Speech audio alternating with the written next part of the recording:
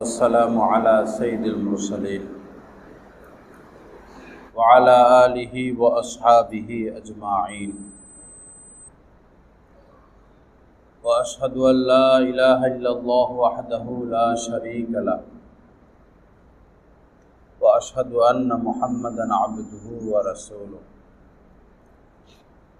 أما بعد قال النبي صلى الله تعالى عليه وسلم البركة مع أكابركم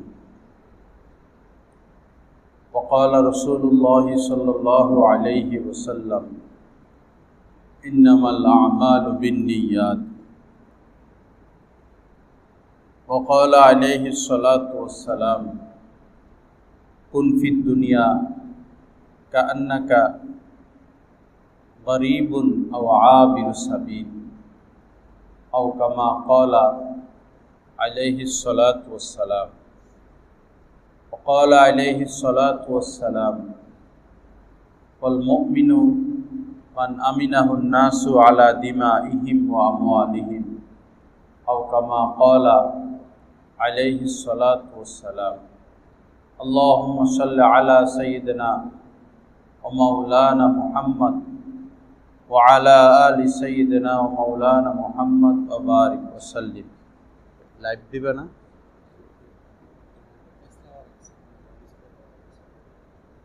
তো সুডা বসে বসে বসেই তো রয়েছে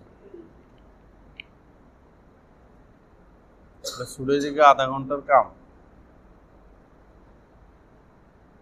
আস্তাগফিরুল্লাহ আল্লাযী লা ইলাহা ইল্লা হুয়াল হাইয়ুল কাইয়্যুম ওয়া আতুবু ইলাইহি আল্লাহ পাক জাল্লা জালালুহু আমাদের সবাইকে মাফ করে দেন আমিন আল্লাহ পাক দ্বীনের সহি বুঝ আমাদেরকে দান করেন ইসলাহে কামিল নসিব করে দেন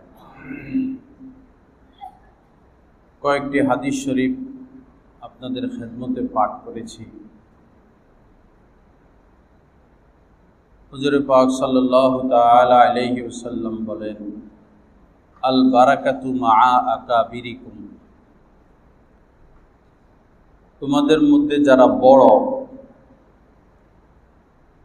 বড় ওলামা ফুকাহা আলেমে দ্বীন তাদের সাথেই সকল বরকত কল্যাণ সফলতা কামিয়াবি অর্থাৎ তাদের বাতলানো পথে থাকা তাদের পরামর্শ মানা তাদের মজলিসে বসা তাদের সাথে সুসম্পর্ক রাখা এটার মধ্যেই তোমাদের বরকত এবং কামিয়াবি আল বারাকাতু মা আকাবিরিকুম আবার নবীজি বলেছেন যে হুমুল জুলাসাউ লা ইয়াশকা বিহিম জালিসু তুমি এদিকে এসে বসো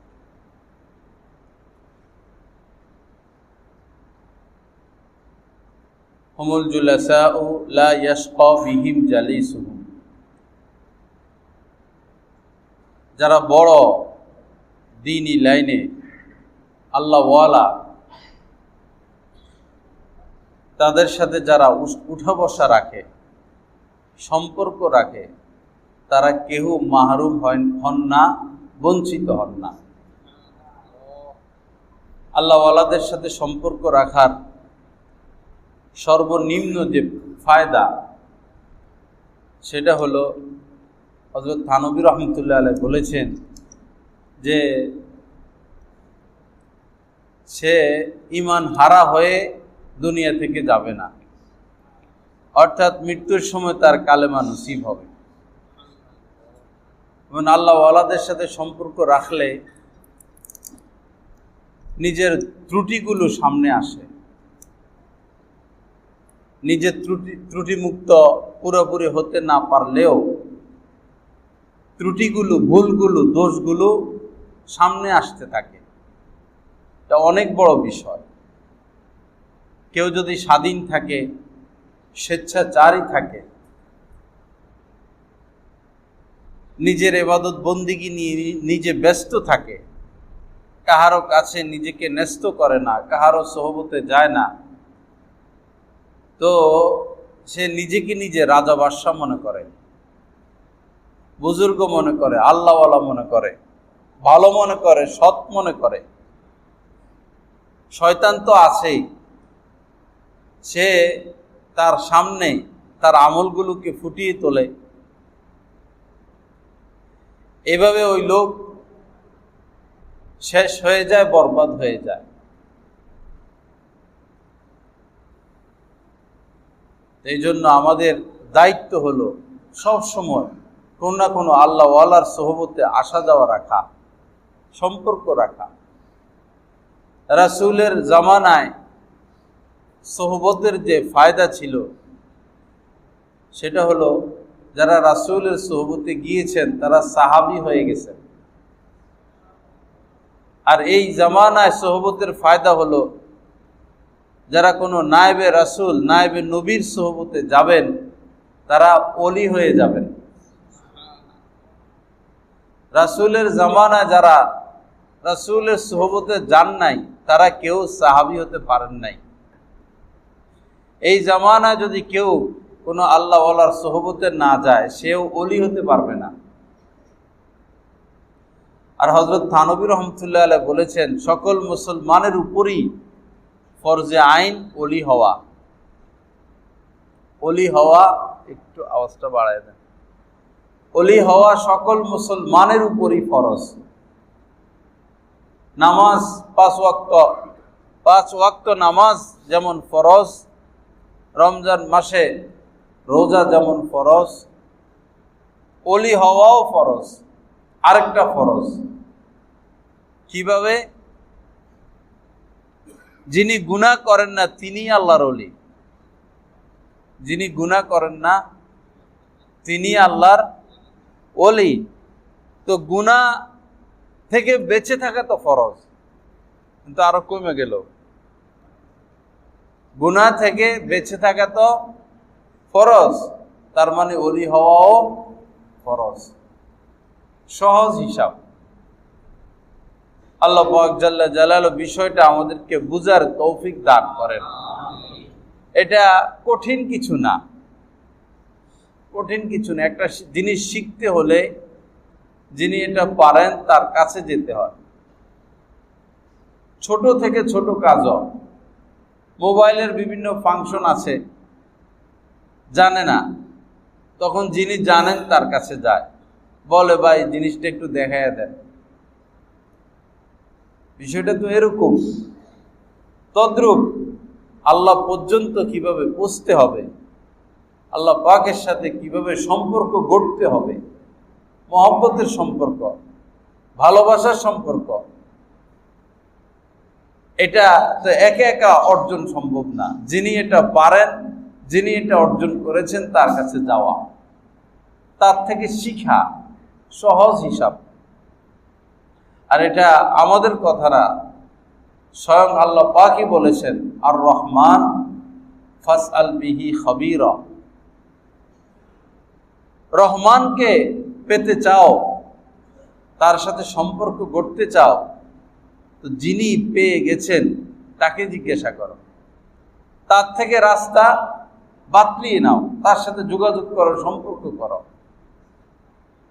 এবং রব্বুল আলামিন বলেছেন, অত্তাবি' সাবিলা মান আনাবা ইলাই। ওই ব্যক্তির পথ অনুসরণ করো, মান আনাবা ইলাই, যে একদম আমার হয়ে গেছে, আমার হয়ে গেছে, যে আমার সাথে যে সম্পর্ক রাখে, মহব্বত রাখে, ভালোবাসা রাখে, তার পথ অবলম্বন করো, তার পথ অনুসরণ করো। ওয়া আতিউল্লাহ ওয়া আতিউর রাসূল ওয়া উলিল আমরি মিনকুম। পবিত্র কোরআনে আল্লাহ পাক বলেছেন, আল্লাহর আনুগত্য করো, আতিউল্লাহ ওয়া আতিউর রাসূল, রাসূলের আনুগত্য করো, ওয়া উলিল আমরি মিনকুম, এবং তোমাদের মধ্যে যারা বড় আলেম, ফুকাহা, আলেমে দ্বীন, আল্লাহ ওয়ালা, তাদেরকে অনুসরণ করো। স্পষ্ট কথা। আল্লাহ পাক জাল্লা জালালু আমাদেরকে কথাগুলোর উপর আমল করার তৌফিক দান করেন। আমাদের বাংলাদেশের একজন মহান বুজুর্গ হযরত মাওলানা শামসুল হক ফরিদপুরি রহমতুল্লাহ আলাইহি, ওনাদের দ্বারাই এই দেশে এতগুলো মাদ্রাসা এবং এই যে দিন মানুষ পাচ্ছে এই পর্যন্ত, ওনাদেরই বরকত, ওনাদেরই মেহনত, ওনাদেরই শ্রম, ওনাদেরই চেষ্টা, ওনাদেরই চোখের পানি। উনি দারুল উলুম দেওবন্দে পড়ালেখা করতেন। দারুল উলুম দেওবন্দ থেকে হযরত থানভী রহমতুল্লাহ আলাইহির খানকা 18 মাইল দূরে। তো শুধু পড়ালেখা করলে তো হবে না। যারা শুধু পড়ে আর পড়ায়, এই পড়া আর পড়ানোর দ্বারা দিন আসে না। দিন ভিন্ন জিনিস। দিন আসে সোহবতের দ্বারা, দিন আসে সোহবতের দ্বারা, পড়া আর পড়ানোর দ্বারা না। যারা সারা জীবন পড়লো আর পড়াচ্ছে, তারা জ্ঞান অর্জন করে, বিদ্যা অর্জন করে, শিক্ষক হয়, কিন্তু আল্লাহওয়ালা হয় না। আল্লাহওয়ালা হতে হলে আল্লাহওয়ালাদের সান্নিধ্যে যেতে হয়, এটাই স্বাভাবিক কথা। এবং যারা শুধু পড়ায়, কেমন যেন তারা এক চোখে দেখে, দুই চোখের মধ্যে তারা এক চোখে দেখে। তাদের এক হাত, তাদের এক পা, তাদের এক কান, তাদের এক চক্ষু। দিনের বুঝ ভিন্ন জিনিস, দিন অর্জন ভিন্ন জিনিস।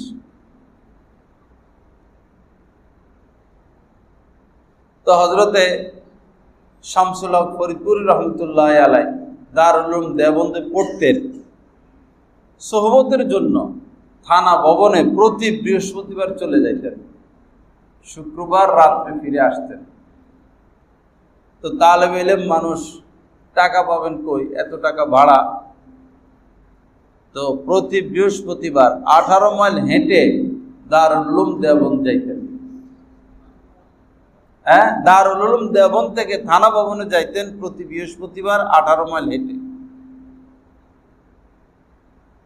আবার শুক্রবার রাত্রে 18 মাইল হেঁটে মাদ্রাসায় ফিরে আসতেন। পুরা ছাত্র জীবনে এর পরিবর্তন হতো না সাধারণ। মুফতি মাহমুদ হাসান গঙ্গুই রহমতুল্লাহ আলাইহি, ওনার শায়েখ ছিলেন ফকিহুন নফস হযরত মাওলানা রশিদ আহমদ গঙ্গুই রহমতুল্লাহ আলাইহি। তো দারুল উলুম দেওবন্দ থেকে গঙ্গু 36 কিলোমিটার দূরে, 36 কিলোমিটার দূরে। উনি এই প্রতি বৃহস্পতিবার 36 কিলোমিটার হেঁটে নিজের শায়েখের সোহবতে চলে যেতেন, নিজের ইসলাহের জন্য, আল্লাহ পাকের মুহাব্বতের আশা। আবার এরকম এসে সবক ধরতেন 36 কিলোমিটার পায়ে হেঁটে। আজ আমাদের মধ্যে পিয়াস নাই, পিপাসা নাই, যার কারণে দিনও নাই, দিনও নাই। সহজে পাওয়া যায়, মোবাইল খুললেই তো ওয়াজ পাওয়া যায়, এত দূরে যাব কেন? তো ডাক্তার তো ভৈরবও পাওয়া যায়, লেবিডে যান কেন? ডাক্তার কি ভৈরবে অভাব? বাংলাদেশে যতগুলো থানা, এই থানাগুলোর মধ্যে এত হাসপাতাল আর কোনো থানায় নাই। ভৈরবে যতগুলো হাসপাতাল, বাকি চিকিৎসার মানও খুব নিচে, চিকিৎসার মান খুব নিচে। টেস্ট, ভৈরবের টেস্ট যেগুলো করে মানুষ, ঢাকা নিলে এগুলো ফালায় দেন, দেখে না। লেবিডে যান, স্কোয়ারে যান, অ্যাপোলোতে যান, ইবনে সিনা যান, এই টেস্ট তারা ধরে না। মেডিসিনটা দেয় না, যে মেডিসিন দিতে হয় হলো মেশিনগুলো নিম্নমানের। দ্বিতীয়, টেস্ট করতে একটা মেডিসিন দিতে হয়, এটা ও অল্প একটু দেয়। হাসপাতাল তো শত শত, চিকিৎসার মান কম, খুবই কম। দরকার ছিল একটা মেডিকেল কলেজের, এই যে এলাকায়, যে থানা থেকে একজন মানুষ প্রেসিডেন্ট হয়, সেই থানার মানুষ অনেক কিছু পায়। একজন প্রেসিডেন্টের জন্য একটা মেডিকেল কলেজ করা বেশি কিছু ছিল না, বললেই হতো যে এখানে একটা মেডিকেল কলেজ লাগবে, বলো তো না। তো ডাক্তার তো ভৈরবেও আছে, স্কোয়ারে যায় কেন? অনুরূপভাবে আল্লাহওয়ালা যে আপনার ঘরেই আছে, বিষয়টা হয়তো এরকম না। হয়তো আপনার ঘরেই আছে, হয়তো আপনার গ্রামে আছে, হয়তো আপনার শহরে নাই, হয়তো আপনার দেশে নাই, আপনাকে অন্য দেশে যেতে হবে। হযরত হাজী আমদাদুল্লাহ মুহাজির মক্কি রহমতুল্লাহ আলাই, এই উপমহাদেশের যিনি আল্লাহ ওয়ালাদের সম্রাট ছিলেন, পীর মাশায়েখদের সম্রাট ছিলেন, তো ওনার শায়েখ মারা গেলেন। অস্থির হয়ে গেলেন যে এখন কার কাছে যাব, কারণ শায়েখ ছাড়া থাকতে নাই, মাথার উপরে সবসময় ছায়া রাখতে হয়। শায়েখ ছাড়া, দিনী মুরব্বী ছাড়া একদিনও কাটাতে নাই। এজন্য আমরা দেখি বড় আলেম বুজুর্গ যারা, তাদের শায়েখ মারা গেলেও তড়ি ঘড়ি করে নতুন কারো হাতে তারা বায়াত হয়ে যান। আমার শায়েখ দামাত বারাকাতুম কত বড় আলেম এবং কত বড় বুজুর্গ, ওনার শায়েখ মারা যাওয়ার পর বেশি দেরি করেন নাই, আরেকজনের হাতে বায়াত হয়ে গেছেন। এটাই নিয়ম। তো কি যেন বলতে, হাজী আমদাদুল্লাহ মুহাজির মক্কি রহমতুল্লাহ আলাইহি, ওনার শায়েখ মারা গেলেন, পরে অস্থির, কার কাছে বায়াত হব, কার কাছে যাব, কাউকে ওরকম খুঁজে পাচ্ছেন না, আর অস্থিরতাও দূর হচ্ছে না। খোঁজাখুঁজি পর একদিন ঘুমের মধ্যে নবীজি একটা ছবি দেখাইলেন যে ওই ব্যক্তির কাছে যাও, সুবহানাল্লাহ, তার কাছে যাও।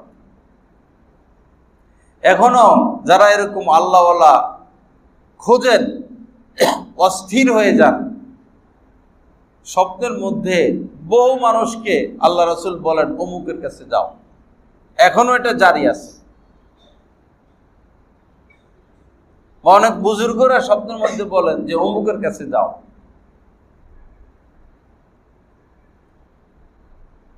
লা ইলাহা ইল্লাল্লাহ। আল্লাহ পাক আমাদেরকে সহি বুঝ দান করেন। আল্লাহ ওয়ালাদের সংস্পর্শে থাকা, তাদের সাথে উঠা বসা রাখার তৌফিক দান করেন। এতে ফায়দা থেকে খালি না, বিশেষ করে আপনি ফিতনায় পড়বেন না। যদি কোনো আল্লাহ ওয়ালার সাথে সম্পর্ক রাখেন, যোগাযোগ রাখেন, মহব্বত রাখেন, ফিতনায় পড়বেন না, ফিতনা মুক্ত থাকবেন।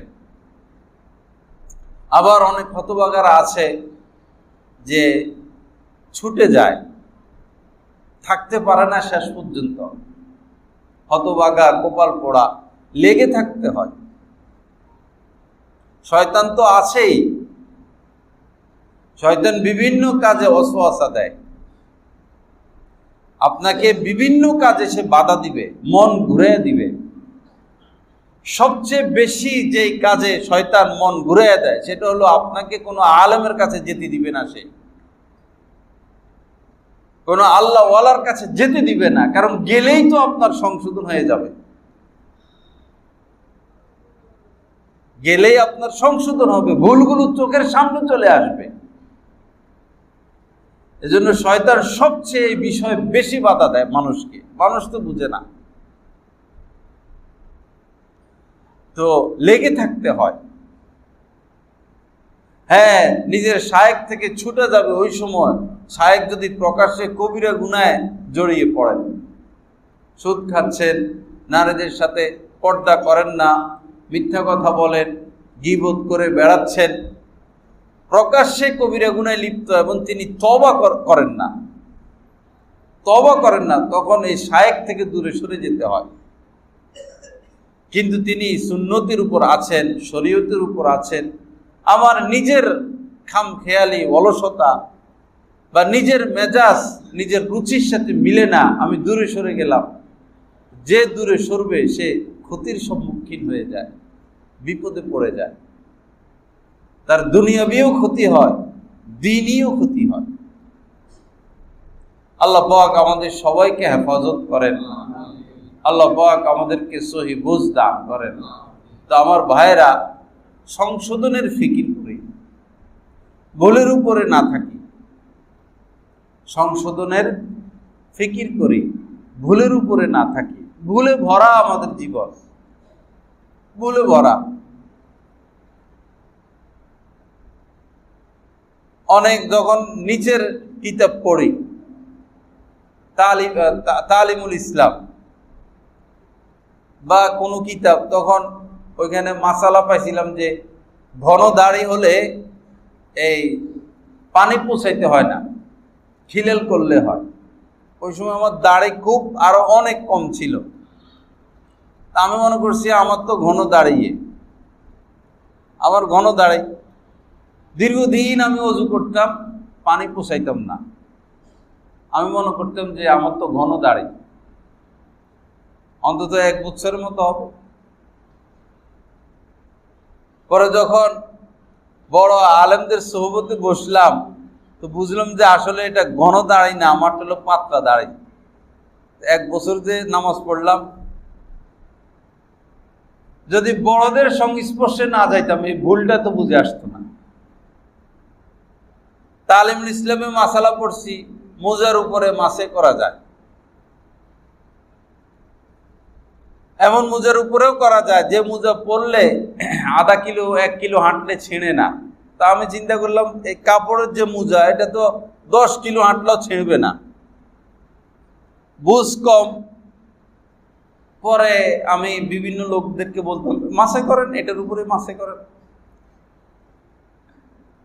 বুঝ ছোট মানুষ, ছোট কিতাব পড়ছি, নিজের বুঝ মোতাবেক দিন শিখছি। পরে যখন বড় আলেমদের সংস্পর্শে বসলাম, তখন বুঝলাম যে না, এই কাপড়ের মোজার উপরে মাসে করা যায় না, এটার ভিতরে তো পানি ঢুকে যায়, ময়লাও ঢুকবে, পানিও ঢুকবে, বাতাস ঢুকবে, বাতাস বের হবে। চামড়ার মোজা হতে হবে বা রেক্সিন জাতীয়, এগুলো ছিদ্র থাকা যাবে না। তো আমার আপনার মধ্যে অনেক ভুল আছে, যেগুলো বড়দের সংস্পর্শে গেলে সংশোধন হতে থাকবে। গতকালকে আমার শায়েখ দামাত বারাকাতুমের এখানে মাসিক ইজতেমা ছিল, গেলাম আলহামদুলিল্লাহ। ভৈরব থেকে অনেক লোক গেল, 4 গাড়ি গেছে। তো অনেক বিষয় এমন ছিল যেটা ভুলের উপরে ছিলাম, ভুলের উপরে ছিলাম। সোহবতে বসার পর, বয়ান শোনার পর সংশোধন হলো। অনেক বিষয় ছিল, প্রতিবারই দেখা যায় যাওয়ার পরে অনেকগুলো ভুল সামনে আসে, আর মনে হয় যে এতদিন যা করলাম সব ভুল করলাম, এরকম মনে হয়। সাহাবায়ে কেরামের মধ্যে যে প্রতিযোগিতা ছিল, যে কয়টা বিষয়ের প্রতিযোগিতা ছিল, তার মধ্যে উল্লেখযোগ্য হচ্ছে রাসূলের সোহবত। কে কত বেশি আসতে পারে, কে কত বেশি থাকতে পারে।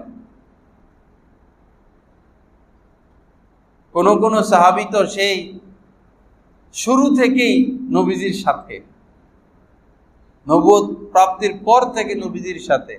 হযরত আবু হুরায়রা রাদিয়াল্লাহু তাআলা আনহু শুধু নবীজিকে 4 বছর পাইছেন,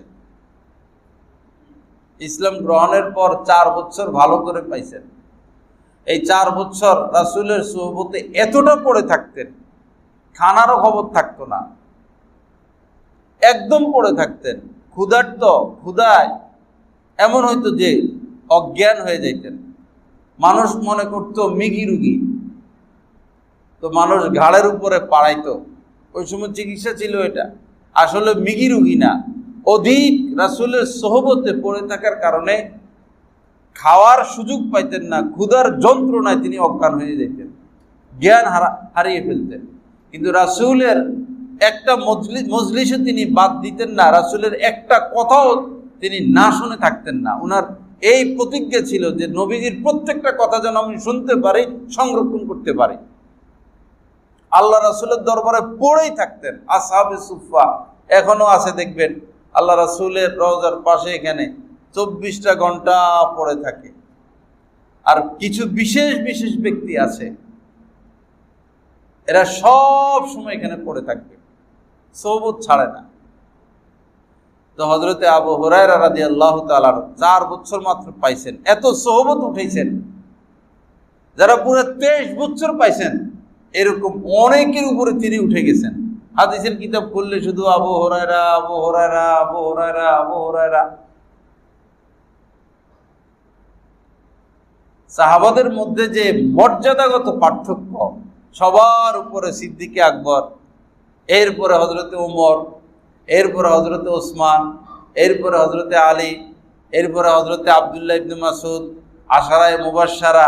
এই যে একটা তরতিব, এটার কারণ এটা যে যত বেশি রাসূলের সোহবতে আসা যাওয়া করেছিলেন, তার মর্যাদা তত ঊর্ধ্বে উঠেছে। সোহবতের তারতম্যের কারণে কেউ উপরে আর কেউ ওই পর্যায়ে পুষতে পারে নাই। আল্লাহ পাক জাল্লা জালালুহু আমাদেরকে বিষয়টা বুঝার তৌফিক দান করেন। আমরা কেউ সোহবত থেকে খালি না, অসৎ লোকের সংস্পর্শ, অসৎ লোকের সোহবতে আমাদের যাতায়াত, এজন্য সংশোধন হয় না। আপনি গোসল তো করেন, কিন্তু গিয়ে পরে মাটিতে প্রবেশ করেন, ধুলাবালিতে প্রবেশ করেন, গোসলের প্রভাবটা থাকে না। অল্প সময় মানুষ আসে, বয়ান শুনে সপ্তাহে একবার, পরে যায় পাপীদের সাথে মিশে যায়, গুনাহগারদের সাথে মিশে যায়, তখন এই ভালো আসরটা আর থাকে না। বছরে একবার মাহফিল হয় এক এলাকায়, তো মাহফিল শেষ পরে তো আবার সে খারাপ মানুষের সাথে উঠা বসা, মাহফিলের প্রভাবটা আর থাকে না। আমাদের উচিত সব সময় ভালো লোকের সাথে উঠা বসা করা।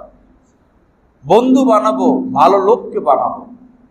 আত্মীয়তা করব টাকা দেখে নয়, বংশীয় মর্যাদা দেখে নয়, রাজনৈতিক অবস্থা দেখে নয়।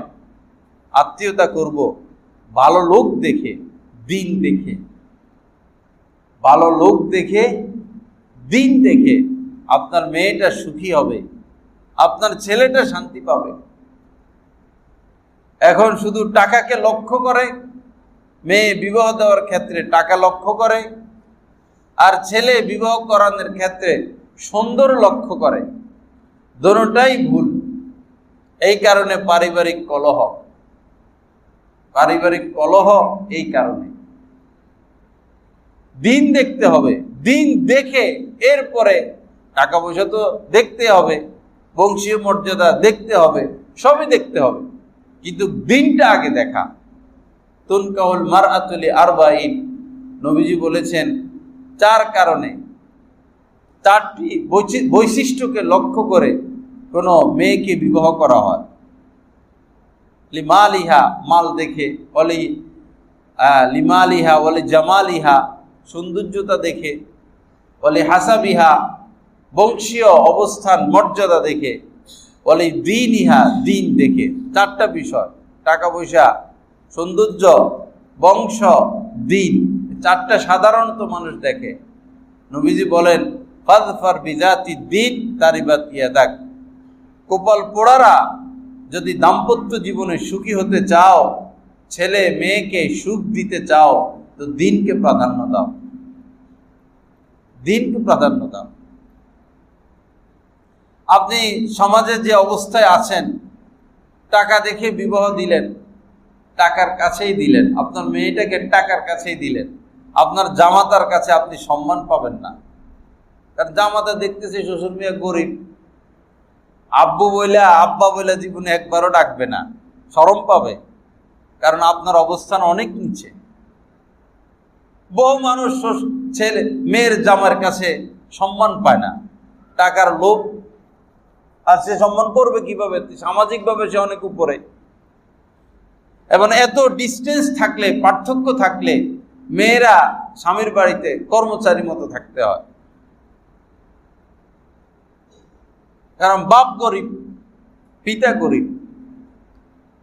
আবার ছেলেও যদি এমন জায়গায় বিবাহ করে অনেক উপরে মেয়ের থেকে, মেয়েরা তার থেকে অনেক উপরে দুনিয়াবি লাইনে, তখন এই ছেলে কেমন যেন কর্মচারীর মতো হুকুম পালন করা নিয়ে ব্যস্ত থাকে। কারেন্ট বিল দাও, বাজার করে নিয়ে আসো, এই করো এই করো।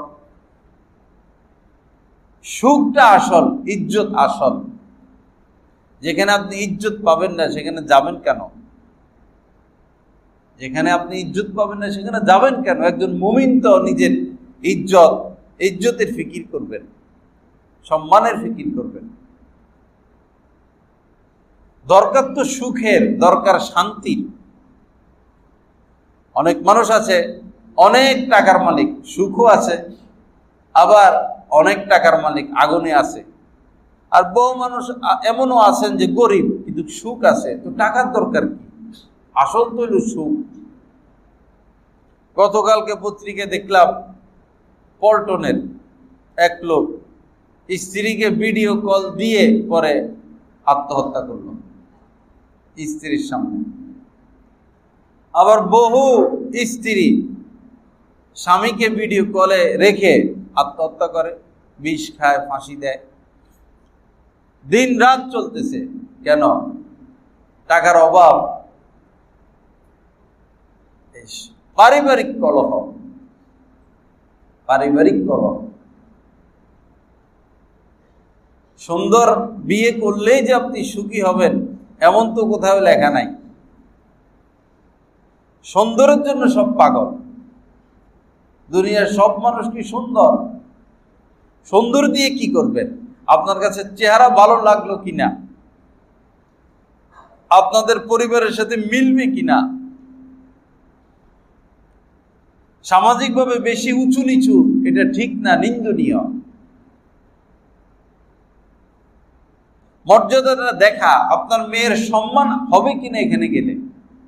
কোটিপতির কাছে বিবাহ দিয়ে দিলেন, তো কোটিপতি তার চরিত্র খারাপ, সে তো মদের বোতল নিয়ে ঘুরবো, নায়িকা নর্তকী নিয়ে ঘুরবো।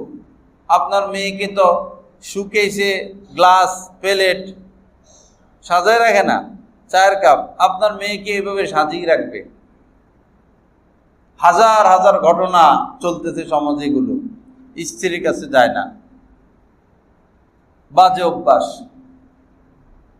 আপনি তো সম্পদ দিয়ে বিবাহ দিলেন, সম্পদ তো আছে আপনার মেয়ের, এখন তো সুখটা কোথায়?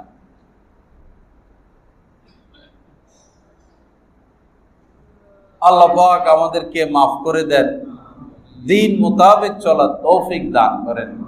সর্বক্ষেত্রেই বন্ধু বানাবেন, দিনদারকে বন্ধু বানাবেন। ব্যবসার পার্টনার বানাবেন, দিনদারকে বানাবেন। বাড়ি বানাবেন এলাকাটা কেমন, এই এলাকায় আলেম ওলামা আছেন কিনা। বহু এলাকা এমন যে আলেম ওলামাদেরকে তুচ্ছ তাচ্ছিল্য করে, অপমান করে, ধমকায় কমিটির লোকজন।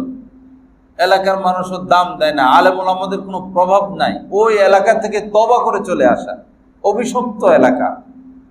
যে এলাকায় হাফেজের মূল্যায়ন নাই, আলেমের মূল্যায়ন নাই, অভিশপ্ত এলাকা। যে শহরে কোনো হক্কানি আলেম নাই, দিনদার আলেম নাই, আলেমদের প্রভাব নাই, বেদাতি কাজকর্ম, ওই এলাকায় থাকতে নাই, ওই এলাকায় বাড়ি করতে নাই। এমন শহরকে, এমন স্থানকে বাড়ি বানানোর জন্য চয়ন করা, নির্ণয় করা, যেখানে আলেম ওলামা আছেন, দ্বীনের হাওয়া জারি আছে, মাদ্রাসার পাশে, মসজিদের পাশে, আলেমদের পাশে। দুনিয়াতেও আলেম ওলামা লাগবে, মরার পরেও লাগবে। এই জন্য নবীজি বলছেন, কুন আলেমান, সবাই আলেম হয়ে যাও, সবাই আলেম হও। আও মুতাআল্লিমান, অথবা আলেমের ছাত্র হও। আও মুস্তামিআন, অথবা আলেমের কথা শোনো। আও মুহিব্বান, অথবা আলেমদেরকে মহব্বত করো।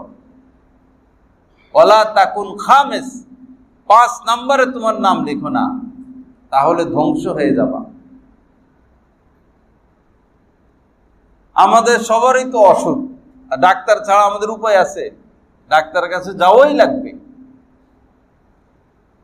ডাক্তার হলো শরীরের চিকিৎসক, আলেম হচ্ছেন আত্মার চিকিৎসক। ইনারাও ডাক্তার, উনারাও ডাক্তার, দোনো পক্ষকেই লাগবে। কিন্তু ভুল হলো, মানে সমস্যা হলো, একজন ডাক্তার যদি রোগ ধরে দেন তো ওই ডাক্তারের প্রশংসা আজীবন করেন, অমুক ডাক্তার ভালো, আমার রোগ ধরে দিছেন। একজন আলেম যদি রোগ ধরে দেন তার বিরোধিতা শুরু করে দেয়। আজীব সমাজের মানুষের অবস্থা। কয়েক ডাক্তার কাছে গেল, রোগ ভালো হলো না, ভালো কোনো ডাক্তারের সন্ধান পেলেন, প্রথম ডোজে সে সুস্থ। কি প্রশংসা ডাক্তারের সারা দেশব্যাপী, অমুক ডাক্তার ভালো, অমুক ডাক্তার ভালো, অমুকের কাছে যান, 10টা রোগী নিয়ে যায়, 20টা রোগী নিয়ে যায়। আর কোনো আলেম যদি তার কোনো দোষ ধরে দেন, ভুল ধরে দেন, বৈরবে তো সরাসরি দোষ ধরার কোনো সুযোগ আমি পাই নাই। যারা আমার সাথে সম্পর্ক রাখে বায়াত, তাদেরকেও আমি পারি না সরাসরি দোষ ধরে দিতে, পলায়, মাইন্ড করে। ছাত্ররা ছাড়া ওদেরকে পারি, এই কানে ধরে দাঁড়ায় থাকো, চেয়ারের নিচে মাথা ঢুকাও, মুরগি হও, রুম থেকে বাইর হও, ধমক মারি, ওদেরকে পারি। কিন্তু সাধারণ কাউকে পারি না। চেহারা কালো হয়ে যায়, পলায়া যায়, বিরোধিতা করে। সরাসরি তো পারি না দোষগুলো ধরে দিতে, কিন্তু জলে ভিতরে কষ্ট, কি করব, কেমনে আসলা করব, রাস্তা পাই না। পরে বয়ানে বলি, এখন আর বয়ানও বলার সুযোগ দেখা যাচ্ছে না, বুঝে যায় মনে আমারে বলতেছে, পরে পলায়। তো আমাদের কাজটা কি ভাই? আমাদের কাজ কি? একজন আলেম কি একজন সাধারণ মানুষের গোলামি করতে পারে? একজন সাধারণ মানুষ ওনারে নির্দেশ দিবেন, এটা করো সেটা করো, তিনি পিছনে পিছনে ঘুরবেন। এমনও লোক আমরা দেখছি যে কমিটির সভাপতি বাজার করবেন তো ব্যাগ দিছেন ইমাম সাহেবের হাতে, গাছতলা ঘাটে আমরা দেখতেছি। মোতাল্লি সাহেব বাজার করবেন, ব্যাগ কার হাতে? ইমাম সাহেবের হাতে। ইমাম সাহেব ব্যাগ নিয়ে পিছনে পিছনে হাঁটেন। ইমাম সাহেবরে কয় বিলটা, বাসার বিলটা দিয়ে আসেন। ইমাম সাহেব আমার ছেলেটারে মাদ্রাসায় দিয়ে আসেন, নিয়ে আসেন। তো ইমামকে কিভাবে নির্দেশ দিতে পারে? ইমামের সম্মান তো সবার উপরে উঠবে।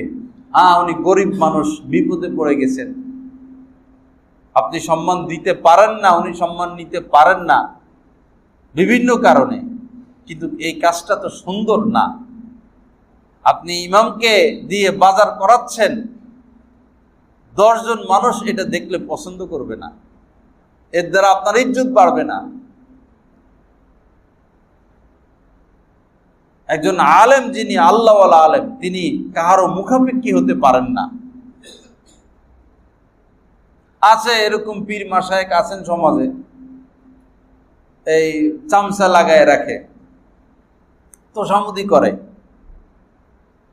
পীর তোষামুদি করে, পীর মুরিদরে ইজ্জত দেয়, সম্মান দেয়, ভালো ভালো খাওয়ায়, যোগাযোগ রাখে, দেখা সাক্ষাৎ করে। পীর উল্টা এসে এরকম পীর সমাজের মানুষ চাইতেছে। কিন্তু হক্কানি যিনি পীর, তিনি তো মুস্তাগনি হবেন, তিনি কাহারও মুহতাজ হতে পারেন না। ল্যাবিডের ডাক্তার, পিজির ডাক্তার ঘরে ঘরে যায় রোগী দেখবে না, তার একটা সম্মান আছে, তার ইজ্জত আছে, তার তো সময় নাই, সে ব্যস্ত মানুষ। রোগী তার মুহতাজ, সিরিয়াল দিয়ে পড়ে থাকবে। যে সঠিক চিকিৎসা করাইতে চায় সে যায় ল্যাবিডে সিরিয়াল দিয়া। এমনও ডাক্তার আছে 6 মাস আগে সিরিয়াল দিতে হয়, 1 মাস আগে সিরিয়াল দিতে হয়, কারণ সে ডাক্তারই জানে আপনি সঠিক চিকিৎসা পেতে হলে 6 মাস অপেক্ষা করতে হবে, সিরিয়ালে বসে থাকতে হবে। যিনি হক্কানি আলেম, হক্কানি শায়েখ, তিনি মুরিদের মুহতাজ হতে পারেন না। বিষয়টা মনে রাখবেন। আল্লাহ পাক জাল্লা জালালু আমাদেরকে বোঝা এবং আমল করার তৌফিক দান করেন। আসুন ভাইরা, আমরা সংশোধন হই, নিজের ভুলগুলোকে সামনে আনি, অপরের ভুল না, নিজের ভুল। অন্যের দোষের দিকে না তাকাই, নিজের দোষগুলো আগে সামনে আনি। কুল্লু বানি আদম খাত্তা, নবীজি বলেছেন তোমরা কেউ দোষ মুক্ত না। নিজেকে দোষী মনে করি, নিজেকে পাপী মনে করি, নিজেকে নিকৃষ্ট মনে করি, নিজেকে অপরাধী মনে করি, নিজেকে নালায়েক মনে করি, নিজেকে খারাপ মনে করি, নিজেকে নিকৃষ্ট মনে করি। ওয়ালা তুজাক্কু আনফুসাকুম, আল্লাহ পাক বলেছেন নিজেকে নিজে পবিত্র মনে করো না, মানুষের সামনে পবিত্র হিসেবে পেশ করো না।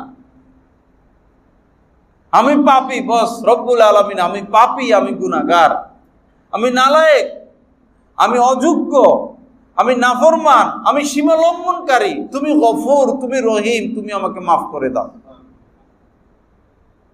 নিজেকে আল্লাহ পাকের সামনে পাপী হিসাবে পেশ করা।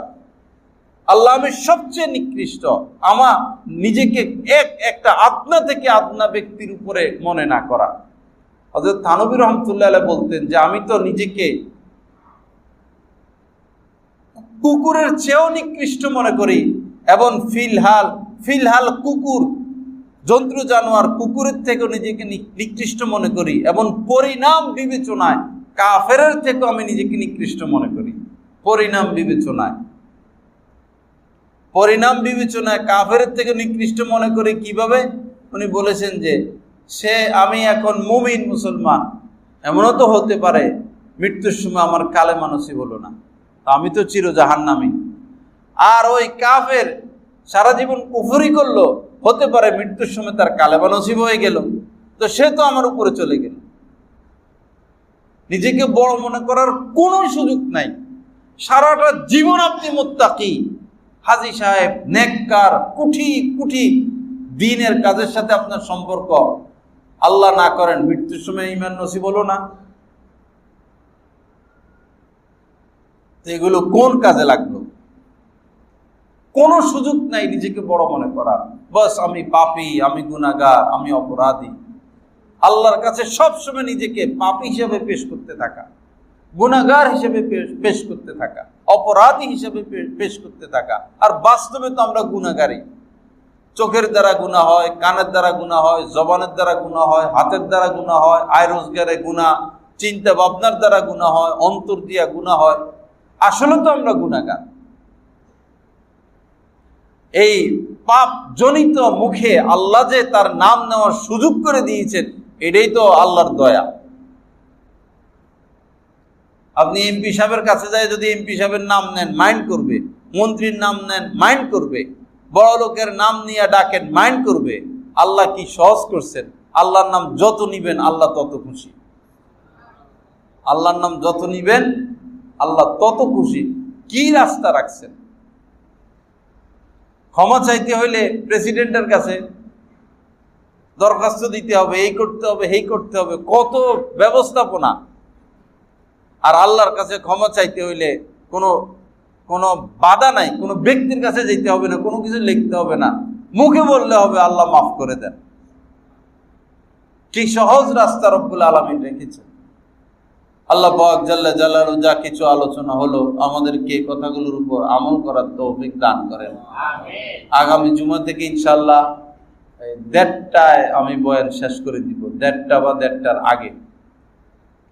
অনেকেরই কষ্ট হয়, এবং শুরু হবে ইনশাআল্লাহ 12:30টার পর। 12:30 বা 12:40 বা 12:45 ইনশাআল্লাহ শুরু হবে। 1:30টার মধ্যেই, পারলে আরো আগে ইনশাআল্লাহ শেষ করে দেওয়ার চেষ্টা করব। আল্লাহ পাক জাল্লা জালালু এই কথাগুলোর উপর আমাদেরকে আমলের তৌফিক দান করেন। ওয়া আখিরু দাওয়ানা আলহামদুলিল্লাহি রাব্বিল আলামিন ওয়া সাল্লাল্লাহু আলা নবিয়িল কারীম।